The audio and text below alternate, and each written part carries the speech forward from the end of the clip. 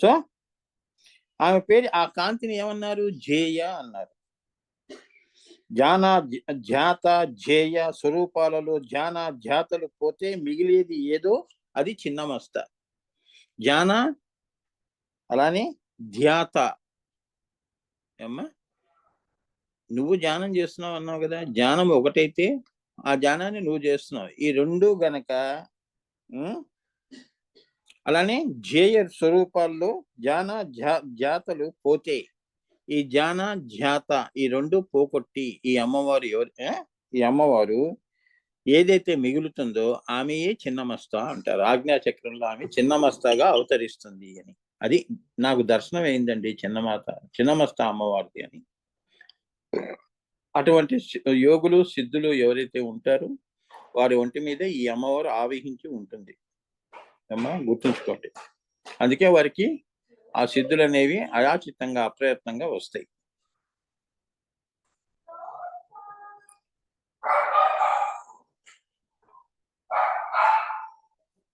ఇగో, ధ్యాన ఒక మస్తకము అంటే ఒక తల, జాత రెండవ మస్తకము అంటే రెండవ తల. ఈ రెండు మస్తకాలని అంటే ఈ రెండు తలలని లయము చేస్తే చిన్నము చేస్తే అంటే రెండింటిని తీసేయటం అంటే చిన్న భిన్నం అయిందండి అంటాం కదా, అలా చిన్నమస్త చేస్తే అప్పుడు ఎవరు వస్తున్నారు? జేయము ఒకటే మిగులుతుంది.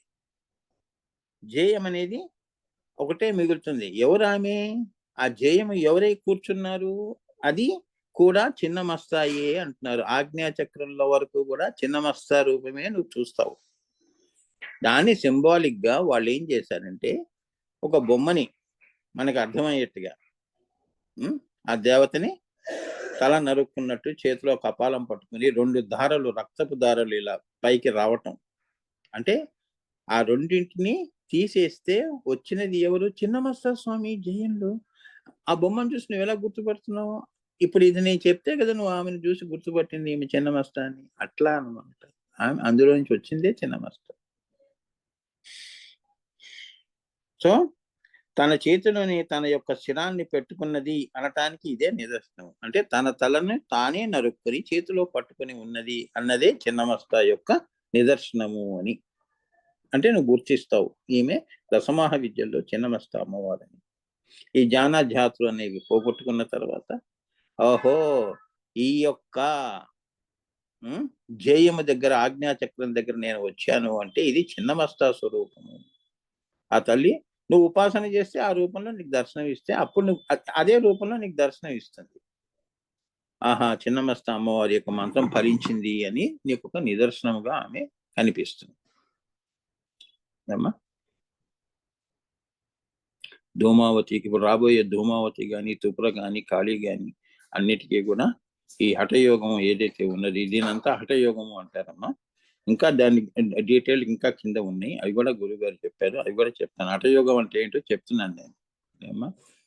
శరీరంతో వేసేది ఆసనాలు ఉంటాయి, అది కూడా ఒక అంతర్భాగం అయినా కూడా అసలు లోపల అసలు ఈ హఠయోగంలో ఈ వీళ్ళందరూ ఉపాసన ఎలా చేస్తారు, ఆ తల్లిని ఎలా ప్రసన్నం చేసుకుంటారు అనే విధానాలన్నీ కూడా ఇప్పుడు నేను మీ అందరికీ చెప్తున్నాను. ఇది మీరు మనసులో పెట్టుకొని ఏ హఠయోగి మీద జీవితంలోకి వచ్చినా కూడా అతను చేసిన క్రియ ఏదైతే ఉందో ఈ అమ్మవారు ఎందుకు ఈయనకి ప్రసన్నమైందో అంటే ఇప్పుడు నేను చెప్పినవన్నీ వాడు శ్రద్ధగా చేశాడు కాబట్టి ఆ చిన్నమస్తా దర్శనమై ఆ సిద్ధులు గాని ఆ సిద్ధేశ్వరుడు అయ్యాడు, అలానే సిద్ధి పొందాడు అని. యోగము వచ్చినది వాడికి యోగం పట్టిందిరా అంటారు. సో ఇదే నిదర్శనము. శిరస్సులోనే అమృతదారులు ఉంటాయి ఏమ్మా, అదో కపాలంలోనూ అమృతదారులు ఉంటాయి ఏమ్మా. శిరస్సులోను అంటే ఏంటి? ఊర్ధ కపాలంలోను అంతే కదా. సూర్యుడు పైన ఉన్నా ఆయన కిరణాలు భూమి మీద పడుతున్నాయి కదా. అమృతదారులు, అమృత కిరణాలు భూమి మీద నీలో కూడా ఉన్నాయి కదా. సూర్యుడు, ప్రాణసూర్యుడు నీలోనూ ఉన్నాడు కదా. అవునండి, సూర్యుడు ఉన్నాడు కాబట్టి నా ప్రాణం నిలిచింది. ఆ అమృతదారులు ఉన్నాయండి, బ్రహ్మ పుచ్చములు అంటే కుండలినీలు అంటే మూలాధారం. సూర్యచంద్రులు అంటే అది ఆదిత్యలోకం నుంచి నువ్వు దేవయానం చేస్తావు కదా. ఆయన నీకు నిదర్శనము కనిపించే దేవుడు కాబట్టి ఆదిత్యుడు, ఆయన కింద ఉన్నాయి అమృతము, పైన ఉన్నది. అది నువ్వు తెలుసుకోవటం. సూర్యుడి యొక్క విలువ తెలుసుకుంటే రోజు సూర్య నమస్కారం పెడతావు. నీ పనిలో మాయలో ఉంటే అలానే పోతావు మాయలో.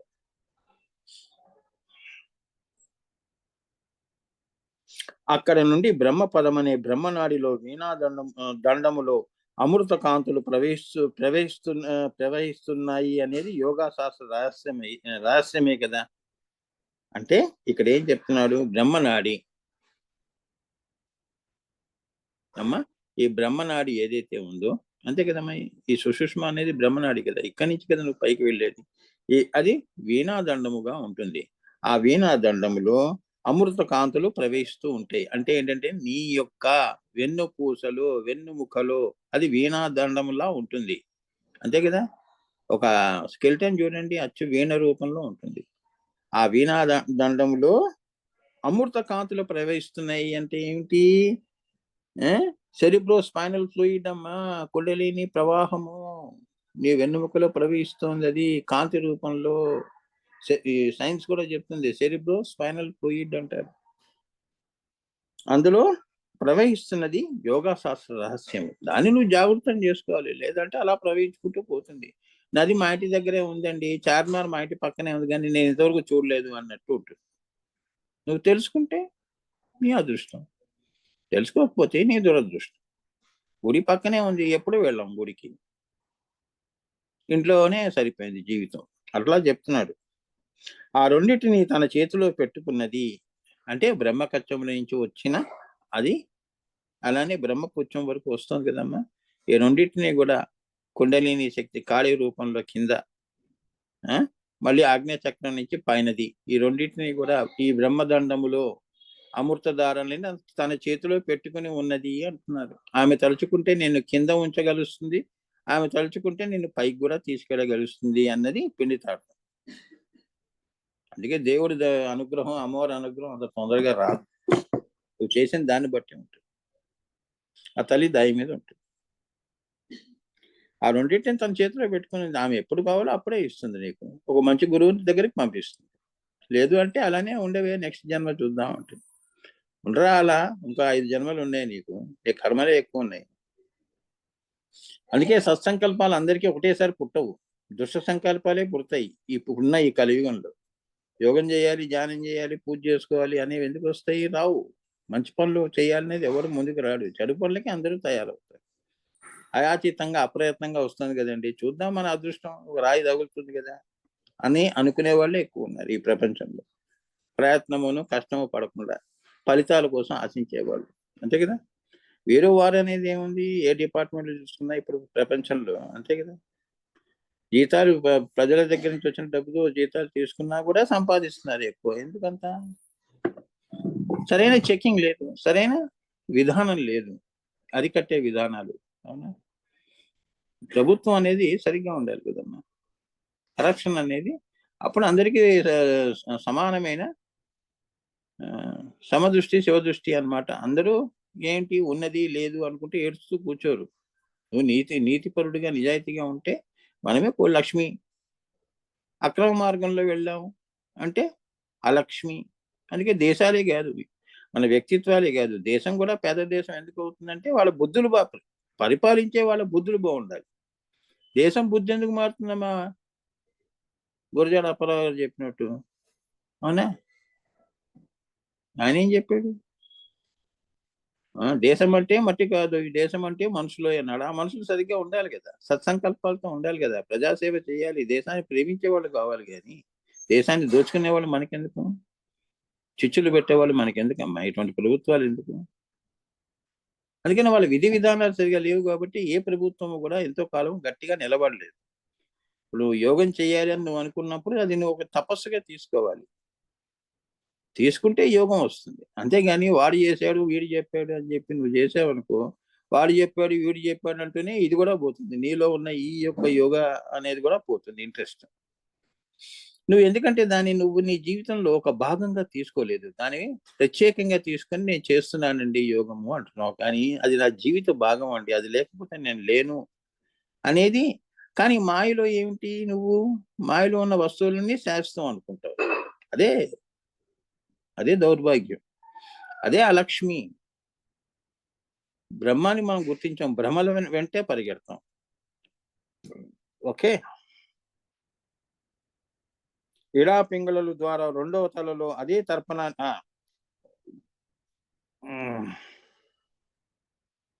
ఒక చేతిలోని ఒక తలతో అంటే బ్రహ్మకచ్చములో అమృతాన్ని తర్పణం చేసుకుంటూ ఉంది తనకు తానే. ఆమె ఎలా ఉంది? బ్రహ్మకచ్చములో తనలో తానుగా ఉంటూ ఆ అమృతాన్ని తర్పణం చేసుకుంటూ అక్కడ ఆమె మూలము అక్కడ ఉన్నది. ఆమె మళ్ళీ కిందకు వచ్చినప్పుడు అమృతధారలు కిందకి ప్రవేశిస్తున్నప్పుడు రెండవ తలలో అదే తర్పణాన్ని చేసుకుంటూ తన లయాన్ని తానే తెచ్చుకుంటున్నది. ఇంకొకటేంటి కిందకు వచ్చినప్పుడు అయ్యో! నేను కింద ఎందుకు మాయలో పడి ఉన్నాను. నేను మళ్ళీ అక్కడికి వెళ్ళిపోవాలి. సూర్యుడి కిరణాలు లాంటివమ్మా. సాయంత్రం అయిందంటే అన్ని కిరణాలు మళ్ళీ లయంలోకి వెళ్ళి సూర్యుడిలోకి ఎలా వెళ్ళిపోతాయో, మనం కూడా అంతే కదా! మన జీవితాల్లో ఏమిటి ఎంతకాలం నువ్వు మాయలో ఉంటావు? ఎప్పుడూ దేవుడు అనేవాడు నీకు అవసరం పడతాడు. అప్పుడు అమ్మ రామ రామ అనుకుంటూ లేకపోతే కృష్ణ కృష్ణ అనుకుంటూ తిరుగుతూ ఉంటావు. దేవుడేనండి ఆయన్నే శాశ్వతం. అదొక రెండవ తల. పైన ఉంది అమ్మవారు, మూలంలో, స్థూలంలోనూ ఉన్నది అని చెప్తున్నారు. అక్కడ కూడా తర్పణం చేస్తూ, చేసుకుంటూ తన లయాన్ని తానే తెచ్చుకుంటున్నది. ఇప్పుడు నువ్వు ఉన్నావనుకో, నీలో అమ్మవారు ఉంది ప్రచండ చండి. నీకు మంచి సంకల్పం కలిగించి, నువ్వు కూడా యోగం చెయ్యి అంటుంది. ఆ సంకల్పం నాకొచ్చిందండి నిన్ననే ధ్యానములు చేయమని. అది ఆ చిన్న మస్తా గాని దాని పైన ఉన్న ప్రచండ చండి బ్రహ్మకచ్చంలో ఉంది కాబట్టి ప్రచండ చండి అనుగ్రహం ఉంది కాబట్టి, ఆ తల్లిని నువ్వు గుర్తించి, కింద తెలుసుకొని ఏమ్మా నీవు పైకి వెళ్ళే ప్రయత్నం చేస్తావు. ఈ 2 గూడా ఇచ్చేది ఆ తల్లే. అందుకే నువ్వు అనుకుంటే వచ్చేవి కావివి. సో, లయములో సుషుష్మ లేదు అనే విషయం తెలుసుకోవాలి. లయంలో అంటే ఏమిటి? పైన. అంతే కదా! లయం ఎక్కడొస్తుంది? బిందువులో వస్తుంది కదమ్మా! శ్రీచక్ర బిందువు అంటే బ్రహ్మకచ్చంలో వస్తుంది కదా! అక్కడ ఈ లయం అనేది ఈ సుషుష్మ అనేది ఉండదు. ఎందుకంటే ఆగ్నేయ చక్రం వరకే నీకు ఈ సుషుష్మ. ఇదేమైంది? జ్యోతి రూపంలోకి వెళ్ళిపోయిందిగా. నీ ఆత్మ రూపంలోకొచ్చింది. కుండలిని ఏం చేసావు? సుషుష్మని చేసావు. సుషుష్మ నుంచి చిన్నమస్త, చిన్నమస్త నుంచి ప్రచండ చండి అంటే పరంజ్యోతి స్వరూపము అని. జ్యోతిగా నీకు అందుకే సుషుష్మ అక్కడ లేదు, ఉండదు అని. అంటే నువ్వు ఫ్రీ బర్డ్ అని. నువ్వే దేవుడివి అని. అది అర్థం. ఇంక నీకెందుకమ్మా సుషుష్మ, శరీర అవసరాలు ఇవన్నీ నీకెందుకు? అదే చెప్తున్నాడు సింపుల్‌గా.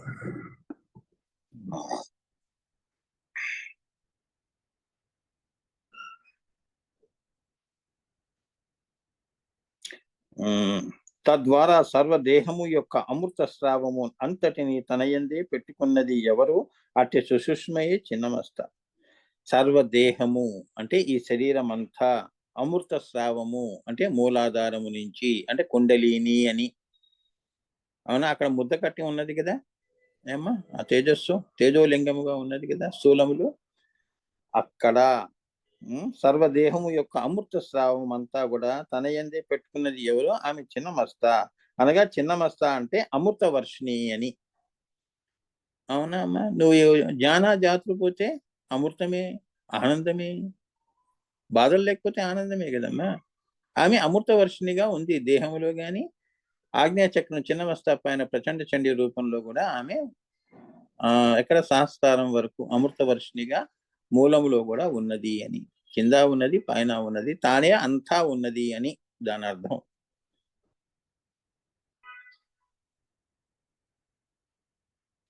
దాని శిరస్సుల నుండి కారుతున్న రక్తము మన శరీరమందలి ఇప్పుడు నువ్వు బొమ్మను చూస్తారు గదమ్మా! తల నరుక్కొని రక్తం ఇలా 2 ప్రవాహాలుగా, 2 ధారలుగా వస్తాయి. మొండెం నుంచి. అమ్మవారి విగ్రహం చూడండి. చిన్నమస్త విగ్రహం చూడండి. ఆ ధారలు దేనికి సంకేతము అంటే చెప్తున్నారు. మన శరీరమందలి రజోగుణ లక్షణము లేదా నామ రూపాత్మక జగత్తునందు ఆ అమృతము అష్టధాతువులుగా ఆమేమిటి? ఈ యొక్క అమృతాన్ని అష్టధాతువులు అదే హ్రీంకారాసన గర్భితాన రసికాం అన్నాం గదమ్మా! అది ఈ యొక్క ఈ రక్తధారలు దేనికి సంకేతము అంటే ఇది అష్టధాతువులుగా తయారై స్థూలంలో మనకి రక్తము, మాంసము, మేధో, మజ్జ, అస్థి ఇత్యాదులుగా మారటము ఒక చిన్న మస్త కిందకు వస్తున్నప్పుడు సృష్టి క్రమంలో.